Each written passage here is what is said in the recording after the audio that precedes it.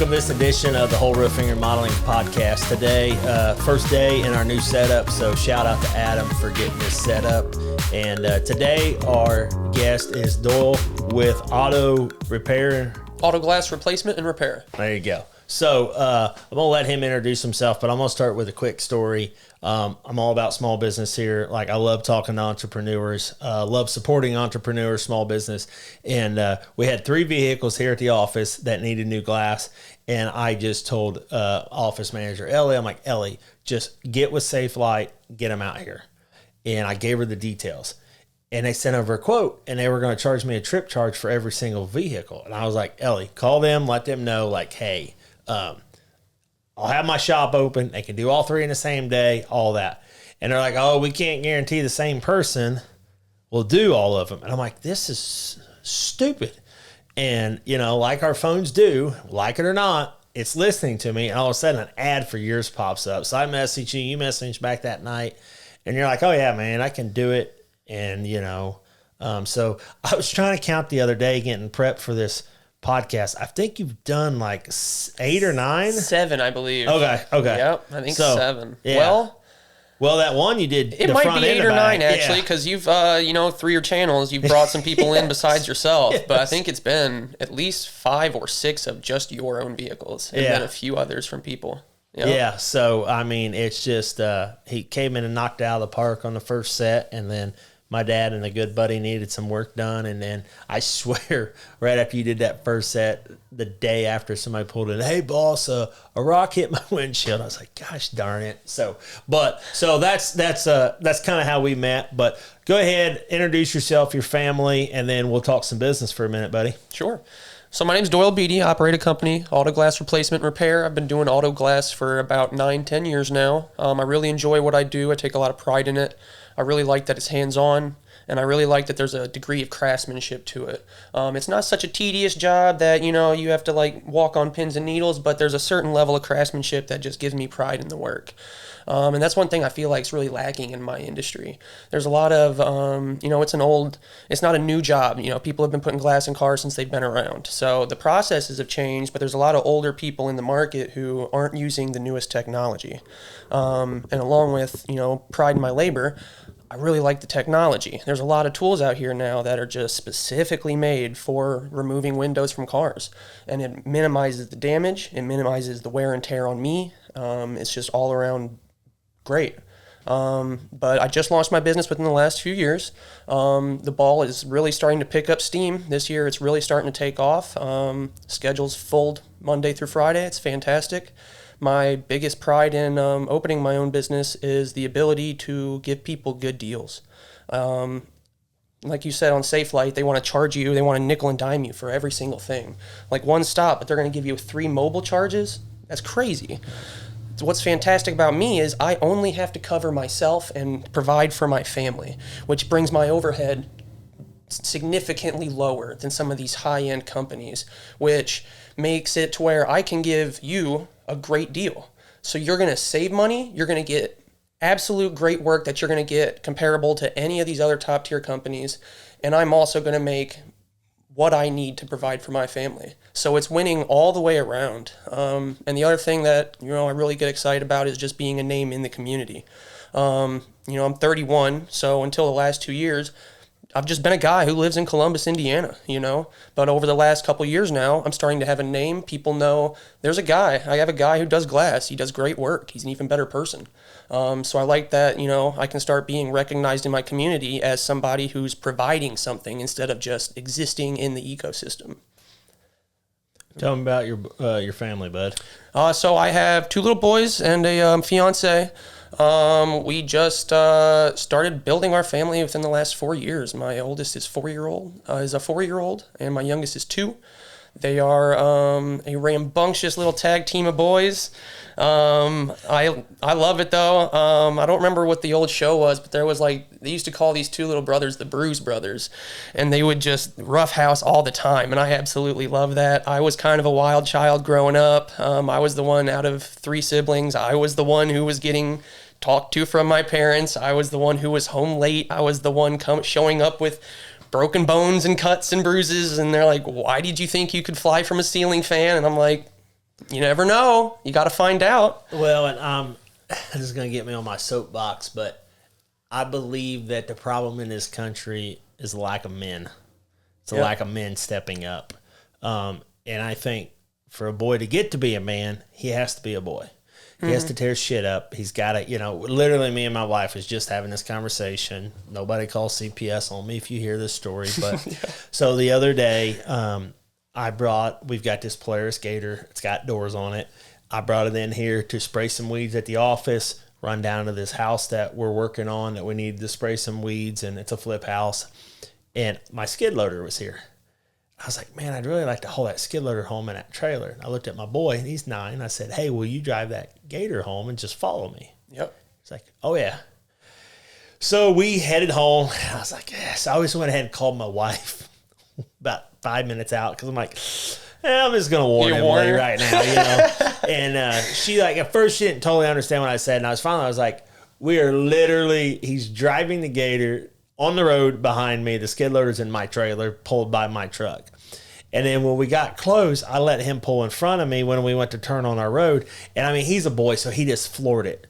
And then he looked up. My wife's out by their mailbox because we just built the house, and we finally just put a mailbox up a couple of weeks ago. So she's trying to do the flowers and stuff around it. And thankfully, my mother-in-law showed up literally about 4 minutes later. I think she saved everybody's life that night. But my boy is like, he loves it. And me and my wife was having this conversation last night. And I was like, no. She's like, well, I just feel like you think I'm the overprotective mom. I said, you are. And that's okay. That's your job. Yep. But I'm the dad. And it's okay for me to encourage. I mean, my 9-year-old will run a skid loader. And if you didn't look in it, you think a grown man's in there running it. And I'm also a huge component of you got to give kids responsibility. Yep. When we move out on our own and we have to pay the electric bill, we shut the stupid electric off, or we shut the light switch off. How many times your kids leave the door open and you're like, hey, I'm not trying to cool the outside. Yeah. But I mean, I just love hearing boys be boys because we need that in this world. I don't know. We need to throw the cell phones and the iPads away for these kids and just let them run with their imagination. My boy, he's running with me today, ran to an adjuster meeting with me. He soaks it all in. And he's always telling stories about when we did this or we did that. And half the time I'm like, I got to back him up. I'm like, what are we talking about? You're talking about when you did this one thing. And he's like, oh, when we were at this place, So no, that is awesome. Now 2 boys, good luck, because my one boy sometimes, he's always tearing, something up and getting his sisters into something. So, but yeah, that's awesome. Yeah, we really like it. We definitely have the roles, like you were just saying. My fiance's definitely the cuddler and the overprotective one, and I'm the one over here. I actively encourage them to get a little risky, dude. If it's something that, worst case scenario is you're falling maybe a couple feet, give it a shot, dude. I need you to know what repercussions are before you get to an adult size and you start doing some crazy stuff, really crazy stuff. If you flop out of the Gator going 4 miles an hour, cool, that's not going to be too bad, but let's not do it at 60 when you get your first car, I need you to be scared later. So, literally, the place we bought, we're fixing it up at the old barn. There's the old sickle bar, and that's the cutter bar that's in a combine. Okay. When they cut beans and wheat. It just moves back and forth, okay? Yep. Well, the last people that owned it, they just threw them out right there on the ground. And my son, we've probably picked 100 of them up, I swear. But my son had one, and my wife tripped over it in his bedroom the other night when she went in to make sure that he was, asleep and all right. And she came out in the hallway just holding this sickle bar. And the crazy thing is, if it was new, it'd be sharp. It'd probably hurt you. And I just started laughing because he had it in his room. He was wanting to keep it. So my boy is always wanting to, bring rocks and crap in the house. And the one day, my boy and my oldest girl were telling me my daughter was telling me she was taking rocks to school because her and her friends were trading rocks. I just started laughing because when I was a kid, we traded trading cards and crap like that. Here my kids are trading rocks. And then they found one that, looked like a crystal. And my son's like, Dad, that's a diamond. That's got to be worth a couple $1,000s. And I'm just laughing. I'm like, bud, it's not really worth anything. Yeah. So, but Yeah. No, that is awesome. So are you full-time doing this now? Yeah. Awesome. Because when we met, I think you were still driving for Amazon a couple of days a week, right? I was kind of fizzling out of my other employments, but now I'm full steam, fully independent. Yep. Awesome. No plans on looking back. Awesome. Someone's going to have to lasso me and yank me back into a workforce if I'm going to turn back. Man, once you cross that line, there's just there's no turning back. So let's talk a little bit about a little more of your why. Like, you kind of got into it a little bit where you're like, you want to be part of the community, you want to give back, and one thing we talk a lot about around here is like your legacy. Yep. Like what is your legacy? How you're serving your customers, because you can do good quality business. It doesn't matter if you're a roofer, if you're an auto glass guy, if you're an auto mechanic. Like, we need quality people. And I always tell people this, like, go do what you're called to do. Because, like, if you're called to be an auto glass guy, please go do it, and do it with respect and craftsmanship, because we need that. We don't need 150 more roofers if you're meant to do something else, because I have that kind of conversation with a lot of people that we interview. Like, make sure you're doing like what you want to do, because like you're going to put your heart and passion in it. And when it runs late on a Saturday, like if you hate your job, then you're going to be like, I hate doing glass. Right. Yeah. It's going to be long days. If you're loving it, it's like, you know what? I get to get up every day. I get to drive to Rushville, or I get to drive to wherever and replace some auto glass. So I guess tell a little bit more about your why, and like why you actually started the company, and maybe a mentor story or something like that. So it actually has absolutely nothing to do with Autoglass. I kind of just fell into it. I've always been a big self-independence person. That's probably one of the core fundamentals of just who I am. I've always just been big on providing things for yourself, seeking knowledge yourself, and just, relying on yourself first before anything else. Now, it's totally fine to accept help. I even encourage it. You'll get so much farther, probably tremendously faster than my stubborn head will, because I want to teach myself something instead of just letting someone teach me. You know what I mean? But I'm a huge self-independence person. So like my biggest hobby was, I got into gardening, growing vegetables and stuff. I just thought it was really cool that I can provide all this stuff for myself with nobody else doing anything. And I just, see the joy of growing these plants. So self-independence has always been a thing. We spoke earlier about me wanting to get property at my next home. That's because I want to be able to have livestock. I would like to be able to have some form of livestock to provide meat, chickens for eggs. Once again, back to gardening. But then for my career, self-independence, that's what led me to wanting to be an entrepreneur so much.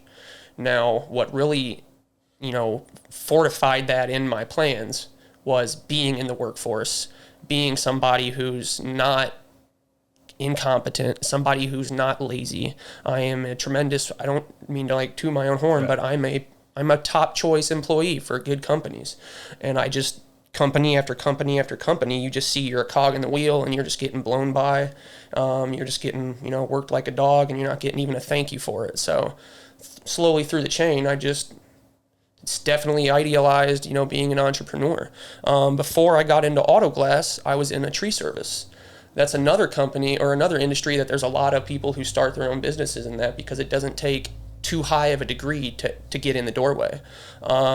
So went through business there, either bad owners, drug problems in that industry tremendously. A lot of people next to me just literally snorting meth off the bench seat of the work truck. I was getting ready to joke and say you just got to go down and get some felons. There's nothing wrong with hiring a felon.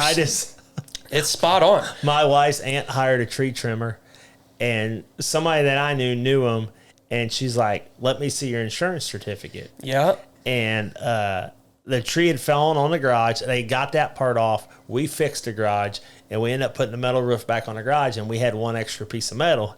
And since it was family, I was like, "Hey, Aunt Pam, do you mind if we just leave that here just so nothing happens?" Them tree trimmers drop it onto the roof and then say the roofers damaged the panel when we put it up there. So we swapped it out. It wasn't a big deal. But that guy literally, the second day, he would not show her certificate of insurance. Didn't have it. And he didn't have it. And she threw him off the job. And she paid him like he was halfway done. She paid him half of it. And I was like, you're a kind person, you know? Very. So, yeah. Very. When we, my last hurrah in that industry was I actually met up with this guy from California who was a legitimate arborist.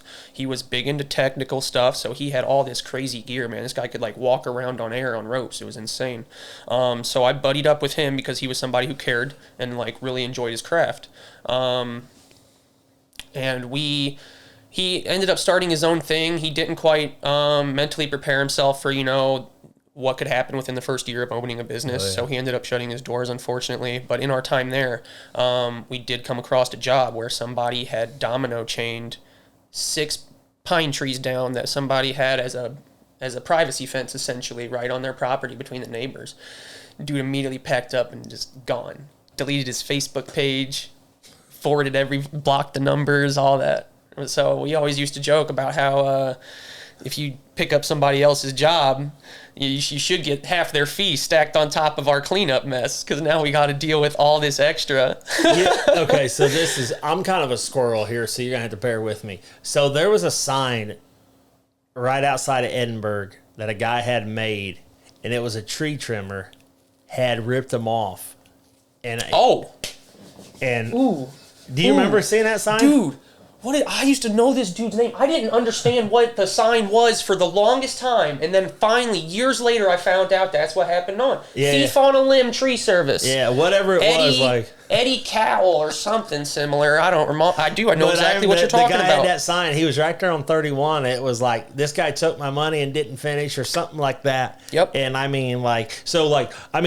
hate to say it, in contracting, I don't care if it's tree trimming, roofing, like if you show up, like you're so far ahead of the competition, or just communicate, because that was another thing on, like, you don't know how many times people will ask us, who do you recommend for tree trimming? I've since found a couple that we can recommend, but there's several that it's like, nope. Yeah, like better, like, because I always tell the guys, like, you got to watch who you recommend, because when they don't show up, that gives us a black eye. Then they're like, oh, I wonder when next time I call them, are they going to show up, Yeah. So, yeah, no, that's, so when did you realize that, like, you were made to be an entrepreneur? I mean, I always had the idea in the back of my head, just because, if you're in the company long enough, you start to see, everything's great for like the first year when you get a new job somewhere. And then after about a year, you start like looking around and you're like, okay, I can see what's wrong here. So eventually, just after doing it, I realized, I'm like, there's a lot of boneheaded mistakes that are going on that would just be eliminated if I was the guy doing it start to finish. Right. So one of the collision centers. Well, you better not hire people, because then when they start doing bonehead mistakes, it is going to be the longest interview of my life, and I don't know if I ever will. Honestly, yeah, I might just cap out at me and just call it. It's great. Like it shows a lot in yourself, when you hire people, and it's like, okay, you gotta communicate clear and make sure, whatever that looks like. But I remember when I was in high school, me and my brother was working for a dairy farmer.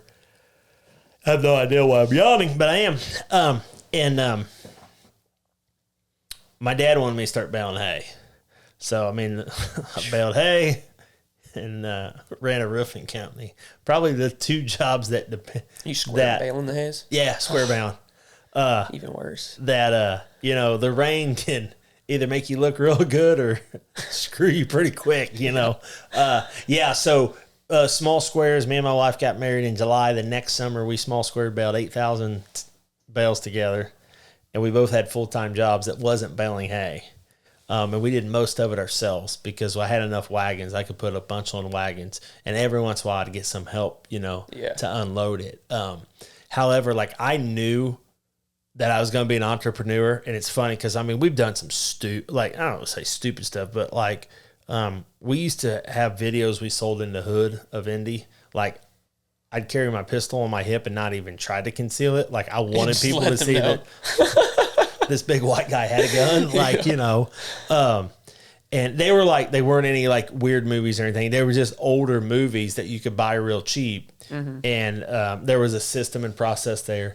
And we did that for a couple years. And then it was probably the funniest one we've ever done. And sometimes when we're like wondering why we're still doing what we're doing, if we're half crazy for, taking on this entrepreneur journey. So I decided to help fix up, like, do the work for like foreclosed homes. And then like they sent over like this pay sheet that they pay you. And it's like, dude, it's pennies. Like if a professional yard landscape company is going to charge $95 to mow a yard, they're going to pay about $23. And I'm not exaggerating. Like, it's nothing. And we go down to this one house. It needs like a tarp put on this roof and a few other things. And we get there and like, this house should just honestly just probably be like torn down. Yeah. Throw a match on it. And so my son is a baby. I'm selling roofing for a different company. I'm not at that time I wasn't working for myself. And me and my wife went down there and my boy was a baby. And the first job we took was like hour and a half south, like in the middle of nowhere, probably 30, 45 minutes south of even Columbus. And there's a fecal removal that they pay $4. And yes, somebody had shit in the toilet with no water in the house. And that was part of what was to be done. And like, I'm on the phone with this lady, like going over stuff that we can get done that day with a straight face. She's like, yeah, there's a fecal removal for $4 you can bill for today. And me and my wife, we get to like belly rolling laughing so hard when we talk about that sometimes. Because the way she said it? Oh, yeah. I mean, she just said it like we were talking about you giving me a candy bar or a Coke. You know what I mean? Like, and yeah, we laugh. And sometimes we share that story around the team because like they see the success that we've had, the team that we built. And it's like, no, guys, like you don't realize literally what we've done to pay money. We didn't do the fecal removal, just for the record. And I called the lady and I said, yeah, this ain't for me. But I knew that I wanted to be an entrepreneur. Yep. And kudos to my dad. Before side hustles were cool, he said have an 8-to-5 job and do a side hustle. Yep. And I've watched my dad feed cattle for my entire life. He thoroughly enjoys feeding out cattle, selling freezer beefs to customers and stuff like that. But it was in me to like have, like I had to work for myself and I had to do it full time. Like the side hustle just wasn't going to work, for me. And I didn't have a clue. It was like you joke and you say that, and I'll let you share how you got into autoglass industry. I answered a Craigslist ad for a sales position. So, be 13 years married by the time this goes live. Here, technically, in a week. Exactly. Oh, wow. It's 13 years? Yeah, be 13 years married to my beautiful bride. And I found Dave Ramsey on the radio like 15 years ago. And, growing up, my dad raised me when I was 2. My dad and biological mom split, bankruptcy, divorced, all that kind of stuff. Not sure what caused what. Did the bankruptcy cause the divorce or the divorce to cause the bankruptcy? But anyway, so when I always heard my dad say, I'll never be able to afford to retire. So when I got out of college, I asked the first company I worked for, like, hey, I want to get in your retirement. They're like, you can't. You're too young. It was based out of Ohio, and you had to be 21 to contribute to a retirement. I'm like, okay. And they're like, oh, my gosh, can we use you as a poster child? I'm like, oh, okay. Anyway, so fast forward. I'm listening to Dave, and this is before I met my wife. I was like, all right, I'm going to pay my debt off. I'm not living in debt because that's what caused my dad's bankruptcy, And so I meet my now wife, and I was just like, at that time, I was almost 24. Yeah. I was 23. I was like, hey, I kind of know what I want. Like, I hate to say it. Like, I watch my dad, and I love my dad, but we can either go down the exact path our parents did, or we're very intentional, I feel like, of like, okay, I'm not going to make that mistake. So, like, One thing I wanted the wife that would work together with our money and, like, build something, And so I was pretty, like, direct with my now wife, like, when we started dating. I'm like, hey, I'm going to do this Dave Ramsey thing. This is how we're going to live, And she's like, okay, yeah, I've heard of him. And so I followed him, and then I started reading books like crazy because, you know, he says the average millionaire reads 12 books a year. I wanted to be a millionaire. Like, I was wanting to be in business. I wanted to get rich. Okay. Yep. And I think every young 20-year-old that wants to be in business thinks it's all about getting rich. Yep. And then you become a business owner and you realize you're rich in headaches, but no. But so fast forward a little bit, I'm listening and I'm like, okay, I'm going to go get a straight commission sales job. So if I work my butt off, like literally my family tree can change. We've paid off all of our debt, all that kind of stuff. So I answered a Craigslist ad for roofing sales. Go sit down with a guy. George Fitzgerald. There's actually an episode with me and him talking. Great guy, friend, mentor, you know, father figure. And we're sitting down. He's talking about paying. It's straight commission. Like, you sell roof, you make money. You don't sell roof, you don't make money. Like, there's no... That's sales. There's no BS here, you know. And he's like he's like, there is a small training package, you know, training pay after you complete 2 or 3 weeks, you'll make like $400 or $600. I'm like, yeah, I ain't worried about it. He looked at me. I was like, we got money saved. I've got, you know, my house is paid for. He's like, Dave Ramsey? I was like, yep. And he was going through his debt-free journey with you know, paying off debt. Instant connection. I was like, we shook on it. I said, I'll start. I called my wife. I mean, my son is literally like 3 months old at this time, okay? She's a stay-at-home mom. I was like, hey, I'm going to take this job. She's like, okay. And fortunately, that was in the fall. I waited till spring to start because I started like doing math. I'm like, wait a second. Yeah. This is October. We're in Indiana. Like, yeah.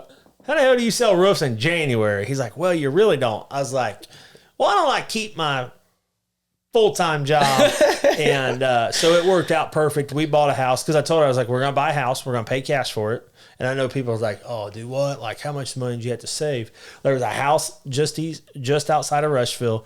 They had they listed it in the fall, and it said price to sell. And I knew the realtor that had listed it. I went to school with her kids, rode the bus with her kids. So I shot her a text, and I said, hey, how much for that house? And she's like, it's under contract. I'm like, okay. So she turned around, and she said, 3 months later, she sent me a text, are you still interested in that house? And I was like, what's wrong with it? And she's like, because we'd set a goal. We were paying cash for a house. Like, there was no, well, I'll borrow $20,000 or $50,000 if I have to. Like, we're going to do it. And I mean, at this point, we're still baling hay. My wife's still cleaning. My wife had always cleaned houses, or there used to be a commercial property that she cleaned and stuff like that, you know, and would turn around and, so she's like, oh, it's a USDA loan. I'm like, oh, let me guess. There's a bunch of like red tape to go through. She goes, yeah. She said, my buyer told me to find somebody that can actually find a cash buyer. And I was like, all right. And I said, this house started at $115,000 when it was originally listed, I think. And it was down to, maybe it started at like $125,000. It was down to like $115,000 or $105,000. I was like, we can pay $65,000 cash. We can close on Friday. And she said, don't ever take it. I said, that's fine. And she made him the offer, and they came back at $80,000. We didn't have $80,000. So I literally sold the hay baler that I had for $15,000. And like, me and my wife were literally like writing down like, okay, they owe me, I haven't billed for cleaning for this month.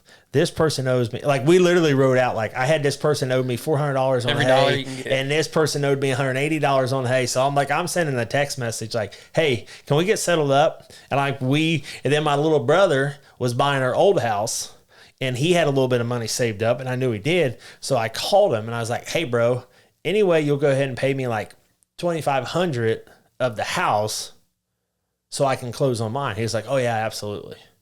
And so that was kind of cool because like we did it closed out. Then I went to go start, you know, selling roofing. So it was like, the joke is in the roofing space. Nobody chooses roofing chooses you, you know? So, but like it's a whole spectrum of business that I didn't know anything about an asphalt shingle in 2015 when I answered that Craigslist ad, right? You know, And like I said, I mean, I still talk to George, text him every week. You know, I'm still a mentor of mine, even in North Carolina. So what was how did you end up in the Autoglass business? So I answered an Indeed ad. What drove me? A little not as creepy as Craigslist. People are probably. I don't know. I think that's pretty cool that you even got to do that on Craigslist. I mean, in my short time of Craigslist life left, I mean, I bought and sold some things on there, but definitely never answered like any odd job ads or anything like that. That's kind of cool, really. Because you end up murdered now. Yeah, that was kind of the gist. By the time I was old enough for that, they were like, "No, you never go to the jobs." But I got into it because I wanted to find a similar job structure to tree service. You know, I back to being a good employee, I didn't need managed. Yep. So I liked a job. Now that I had worked in tree service, a job where you didn't necessarily have direct management, you just go out and do your job well. Nobody says anything to you. So Autoglass was the same way. You just roll up to your shop, you get your 4 or 5 windshields, whatever your job lot that is that day, and then you're just off you go. I love customer service, so I get to talk to different people, even though it's the same job. The location changes, so it's pretty fun. I get to learn things, random stuff that has just on the job site, meet new people, see what they're into. One interesting one that sticks out to me, just because I'm a plant person, did a windshield for this lady, had over 200 varieties of tulips in her property. It was absolutely crazy. They circled her house like some diagram, and each one had its own individual placard that told you exactly what species of tulip it was, would tell you when it would bloom, and she didn't look at any of these rocks. I would just ask about the color of this one, and she would just go and just tell me every bit of information about this variety of tulip. So just fun little things like that. Ran into a dude who bred wolves. Yep. Now, is that legal? It was. We won't mention his name or where it was located. I think it was legal. He was telling it's highly regulated.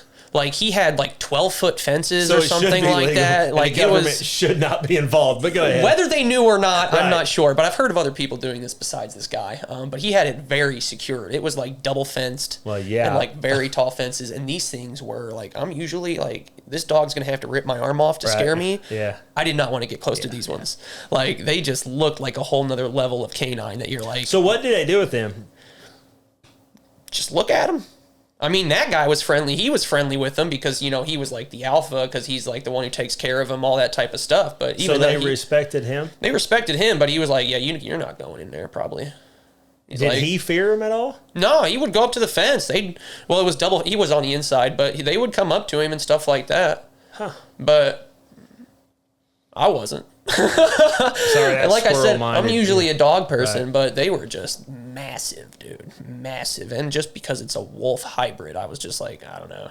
I don't know. But yeah, you see some interesting things. But that's really what got me into glass, was really just how everything kind of changes constantly, but it's, always the same in a way. The industry's changed a good bit with safety systems that started to show up. So technology has become an integral role in the position. Everything actually coming out now is factory standard almost, with some sort of camera in it, which will need calibration after every time you replace the glass. And that's just because it can change the viewing angle of that camera. Now, a millimeter right here could be 10, 20 feet up that way. It's a huge difference when you get away from the car. So it's very important that you calibrate those now with today's models. There are still a lot of old things that have none of that. I've been doing a lot of classics. That's something I really like because those are people who take the utmost pride in their work. So if I get to do work on someone's car who they're going to absolutely go tell people all about that they don't even want to hear, you know what I mean? That's exciting for me. I had a really fun one the other day. I got to do a piece of ag equipment finally. Yep, I've been doing this a long time, never once touched a piece of agricultural equipment, but I did a combine a couple weeks back. Yep. We had to use a forklift to get the windshield up because it was 14 feet in the air. It was a 3-piece glass because, they're so high up, they have to have these small little viewing windows so you can see down to the ground, right? Yep. So it was quite the job. And all 3 parts fit in one seam of urethane all the way around. It was just quite the complex job that was really fun outside of your normal just, replace and put a new windshield in. Man, I wish I'd have known you back in the fall when I busted out the glass in my mini excavator, but now I know. that might be bolted. A lot of construction equipment is bolted. Really? Yeah. And that's actually an avenue I would love to get in. That's a dying trade, cutting glass. Yeah. There's a lot of people that I've only met, like, seriously 2 guys maybe that even know how to cut glass in the Indianapolis market of glass. Now, I obviously don't know everybody, but there's the only 2 guys I know that's ever charged anybody to do it. And they can basically name their rates because there's so little people doing it now. But I would love to learn that. You just need, that's one thing I'm not going to teach myself, just because you have to buy big sheets of glass, you know, and I don't want to just try to learn it and off a $200 slab of glass and just ruin it. Another $200, ruin it, you know. I'll let a professional teach me that one. So they make you know, they make like proprietary words for it, tools for it now, but for the guys that I've talked to, they're like, yeah, dude, you still just go and score it, heat it up a smidge, and just crack it. It's just all precise measurements, and I'll be honest with you, dude, that's not my forte.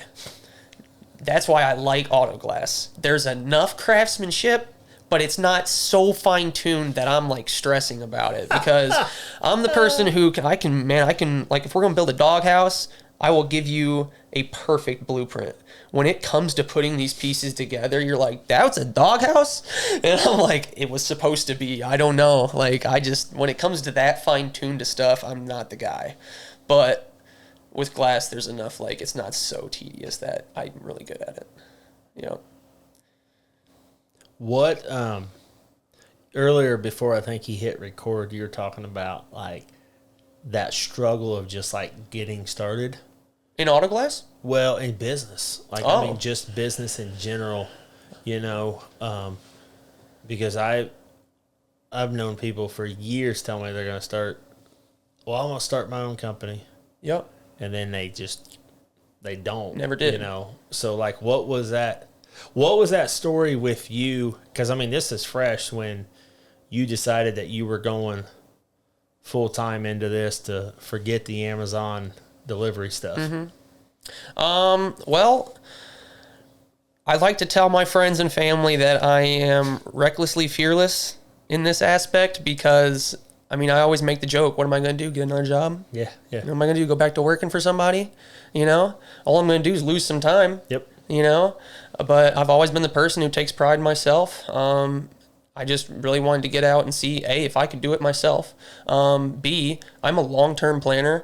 I'm a person who really sits and thinks about something because if I just try to go right at it, I do the wrong move every time. And I'm always a hindsight 20/20 person where I'm like, you dummy, if you'd have just thought about this is the way better route to go. So I've really slow-rolled this whole process. You know, I really my LLC is 2 years old. Okay. And I did everything proper straight out the gate. Everything was to the T, LLC, insured, all the paperwork's done right. I'm not going to be somebody who totals somebody's car on accident and then I go MIA and that's just my career's gone. Right. No way, not me. I take too much pride in myself anyway to ever be that situation. So I, you know, up until a little over 2 months ago, I'd had a job. I had a 40-hour job. I was, you know, pins and needles trying to get to things on every hour I possibly could. I was working weekends, and I really let my recognition build up until I was really confident at a point that I could launch. Just because, you know, I do have a family to provide for. I do pay most of the income through the house, so it's not like I really had a big safety net. Right. So, you know, I built up a safety net to where if things were a little grim for some time, we'd be okay. But I also purposely waited until I got to that point where I had to choose. You know, it's like I'm either working for someone else or I'm working for me. I can't do both at this point. It's got to the point. So what was that? What was that like switch where you're like, okay, this is it? It was a couple weeks consistently of me just freaking out and not being able to get to my customers because of my obligations to their customers. Right. So that's really what made the switch. Man, yep. I spoke to a gentleman, and I hope to get him on the podcast one day, Mr. Dan Griffey, and a family friend for 30-plus years. Just a phenomenal man, phenomenal dad, phenomenal grandpa, phenomenal business owner. And I was talking to him one day. I was like, hey, Dan, I need your advice. And he's like, so what's the worst that's going to happen? It's like, what do you mean? He's like, well, what's the worst that's going to happen? I'm like, I guess I could say I'm going to start selling my own roofs and not sell any. He's like, so then what would you do? I'm like, try harder. And he goes, well, worst case, you'd have to go work for somebody else, right? Again? I was like, yeah. He's like, would they hire you? And I was like, well, hell yeah, I sold $1 million in roast for a company. The last company I worked for, like, yeah, they'll hire me. I was like, and I self-generated most of that. And he goes, so what the hell are you waiting on? Yep. And it was like, we just want to procrastinate. I mean, fortunately for us, my wife had given me a number that had to be in the bank, and we disagree on what that number was now. It's been a few years since we had that conversation. So, but I believe it wasn't where she said it had to be. And literally one day I was like, and I mean, my youngest one, Riley, 5, like this is when we officially launched it full time. She was nursing her. She was within 2 weeks old, and we were sitting on the couch, and I was like, I'm tired of this. I'm going to do this for myself. And she said, let's go. Let's do it. Then I was like, oh, crap. Like, my wife just called my shit out. Like, I have to go do it now, you know. So, and very thankful for, you know, her encouragement and her belief because, you know, one thing that I've learned in business is, like, there's days that we go home that we don't believe in ourselves and our spouse or our significant other. That's when they have to look us in the eyes, and you have to feel like, okay, oh, wow. Like, they do believe in me. Or, you know, very similar like you. I went home to some young kids, and I was like, damn. Like, do I want them to see dad fail? You know, or do I want them to see, you know, like what can dad do with this? And, you know, I'm going to encourage you that if you're meant to add team members and grow your business, to grow through that pain, because you're kind of in a comfort zone where it's easy not to deal with problems from others. Somebody else. Yep. Like, but what opportunity, what other young man that has a young family that you provide a job to, that they can actually care and know that you care about them, that it's just not some big corporation. Yeah. You know, and there's nothing wrong with big corporations. It's just, you know, they dehumanize stuff. And then it's like, okay, don't forget that there's a human being. Mm-hmm. He's not just a number. He's not just a guy that can replace 14 glass windows for us this week. Like, he has a family, he has dreams, he has fears, you know, and that's something that a small business can give a team member. Yep. They can't give them the benefits of a big corporation, but I've come to find out as a business owner that a lot more people care more about, like, the environment and, like, what, like, believing in you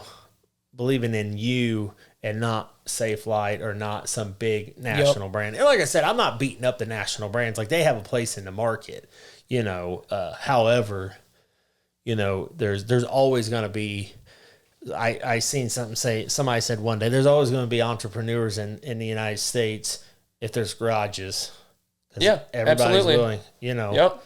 I mean, I was just telling somebody this yesterday, like, we used to, with our first sales guys, used to come to our house and we'd write checks at the kitchen island for commissions and, you know, going over jobs. Like, there wasn't an office, there wasn't a podcast studio, you know. So I just want to encourage that, just because, like, you just never, I mean, that's more impact on families. And I always say this, like, with my legacy, like, I want your kids to be positively affected by me for my encouragement. They may never know my name, and that's okay. Like, if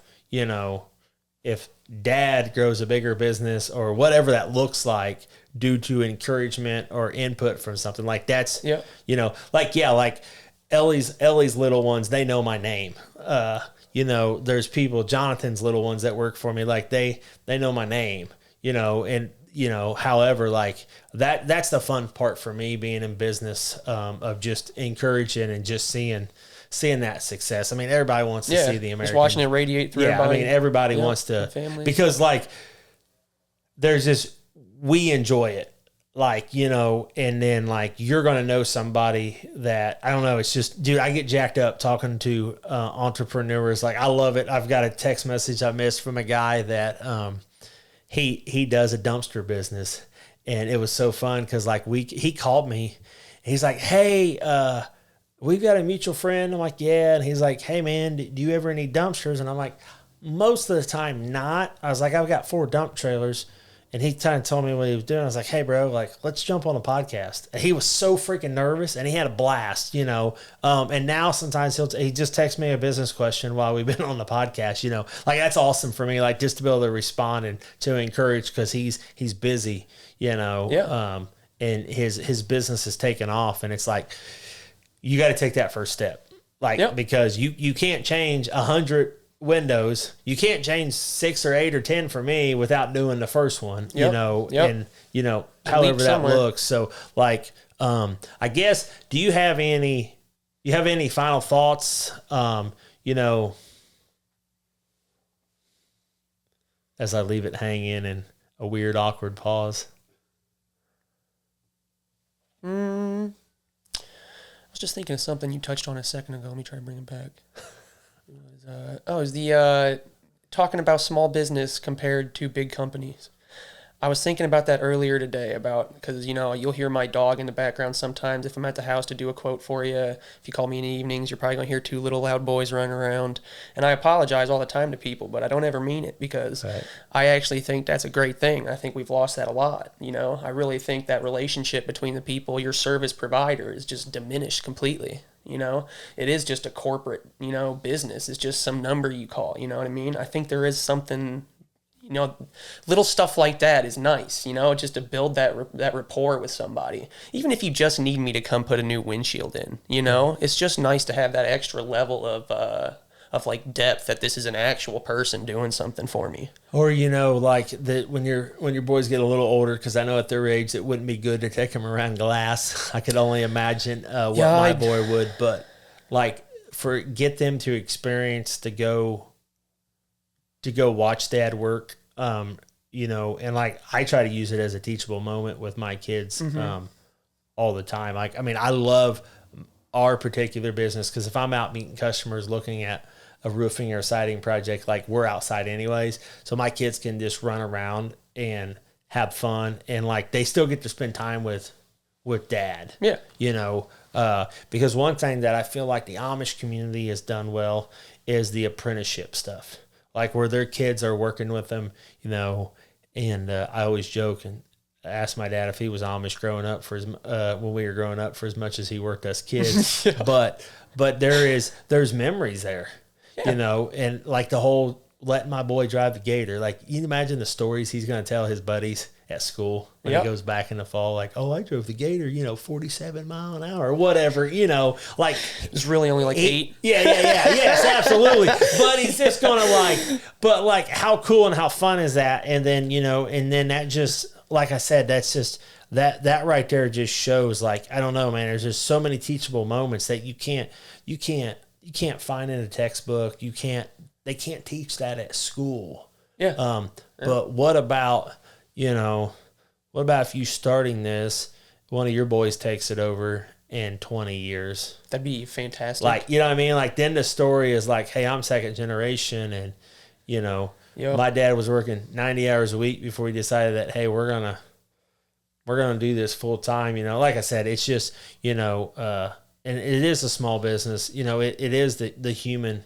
And corporations could keep it more humanized if they would step back and like look at it to be like, you know, and I'm a proponent of systems and processes, you know, but yeah, like you said, like they call you and you're, you know, there's a kid screaming, you know, running in the background, or, you know, that kind of stuff. So no, that's awesome. I like the expression, I've got a glass guy. Right. No, that's interchangeable with anything. You know, I've got a roof guy. Yep. I like that phrase. You know, I like that you have a go-to person, right, you know, that you can rely on. Right. That's the important part, right, is you can rely on them.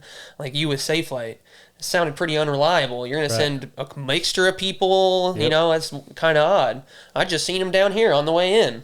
But then I talk to people all the time, they're like, yeah, didn't call. I get customers just because I answered the phone. Yeah. Oh, they're like, you're the only one who answered the phone. I'm like, well, why wouldn't I? Right. I'm like, you called me. Right. Well, and I mean, no, and you're right, you know, it's just, like you said, like, it's just, you showed up, and like, I mean, that literally turned into how many ever jobs, you know? Right. And I was like, it just changed. You know, and our entire goal for the podcast, our entire marketing a lot of our marketing is like, we do a lot of small business spotlights. I believe Adam's already done one for you. Yep. Like we really want to help promote other small businesses. Like it's not, the old Zig Ziglar quote, if you help enough people, you'll never have to worry about money.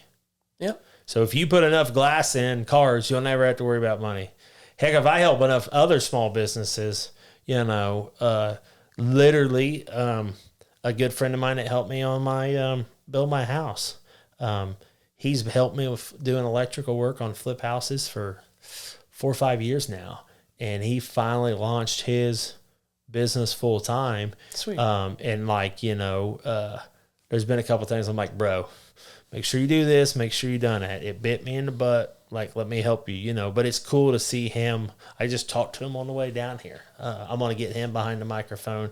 He'll be a little bit of a hard pull to get here, but I'm sure I'll get him here one day. It's just, like I said, man, it's just, it's a lot of fun what we get to do. And it's just, it's always refreshing to me when I see somebody that actually cares about their job. Like I was trying to make a return to Lowe's the other day, and the people that I was dealing with, it was like, I cared more about their job than they did, and they were getting paid for it, so it's just, it's awesome. So, what we'll do here at the end, Adam will add a link here so we can, help promote you. So I guess real quick, like, what is your service area and what do you focus on? So just so if any of our listeners, if we can connect you with somebody that needs some help. Absolutely. It'd be a win-win situation. I can handle any glass on the car, windshields, back glasses, door glasses, small little vent glasses. I'm fully